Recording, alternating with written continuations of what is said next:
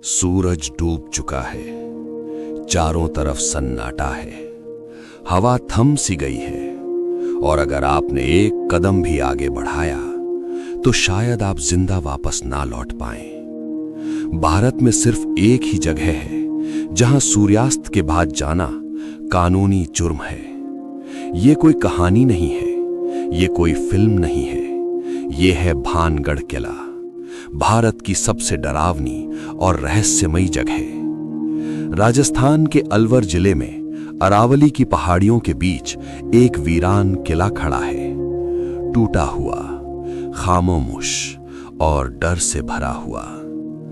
दिन में यह सिर्फ एक खंडहर लगता है, लेकिन जैसे ही रात आती है ये जगह जिंदा हो जाती है। भारतीय पुरातत्व सर्वेक्षण का बोर्ड साफ कहता है सूर्यास्त के बाद प्रवेश वर्जित है, लेकिन सवाल यह है आखिर क्यों?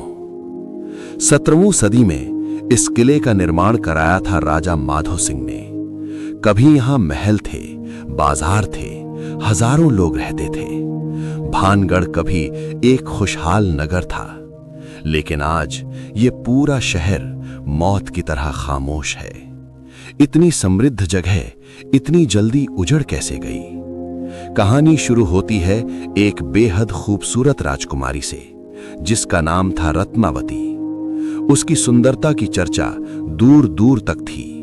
कई राजा उससे विवाह करना चाहते थे, लेकिन इसी किले में रहता था एक काला तांत्रिक सिंधु सेवड़ा। वो राजकुमारी से पागलपन की हद तक मोहब्बत करता था। एक दिन उस तांत्रिक ने राजकुमारी को जादू से वश में करने की कोशिश की। उसने इत्र की शीशी में काला जादू मिला दिया, लेकिन राजकुमारी समझ गई। उसने वो शीशी एक पत्थर पर फेंक दी। शीशी टूटते ही वो पत्थर लुढ़कता हुआ सीधे तांत्रिक के ऊपर गिरा।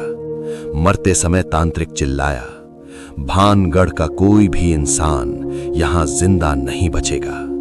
और उसी पल भानगढ़ पर श्राप लग गया। कुछ ही समय में महामारी फैली, भुखमरी आई, लोग मरने लगे। जो बचे वे सब कुछ छोड़कर भाग गए। भानगढ़ जो कभी जीवन से भरा था, अब मौत का शहर बन चुका था। लेकिन कहानी यहीं खत्म नहीं होती। आज भी लोग बताते हैं रात में किले से रोने, हंसने और चलने की आवाजें आती हैं। किसी ने घुंघरुओं की आवाज सुनी, किसी ने किसी को अपना नाम लेते सुना, और जो लोग चुपके से रात में गए उनमें से कई कभी वापस नहीं आए। वैज्ञानिक कहते हैं ये सब हवा की आवाज है, खंडहरों से टकराकर अजीब ध्वनियां बनती हैं। लेकिन सवाल ये है, अगर ऐसा ही है तो भारत में सैकड़ों खंडहर हैं, फिर सिर्फ भानगढ़ में ही ऐसा क्यों? कहा जाता है कि भानगढ़ में कोई भी इमारत पूरी नहीं बन सकती। अगर किसी घर की छत महल से ऊंची हो जाए तो वो अपने आप गिर जाती है।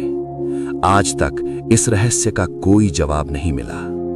जैसे ही सूरज डूबता है, पक्षी उड़ जाते हैं, हवा भारी हो जाती है और पूरा किला एक अजीब सी खामोशी में डूब जाता है। ऐसी खामोशी जो डराती है।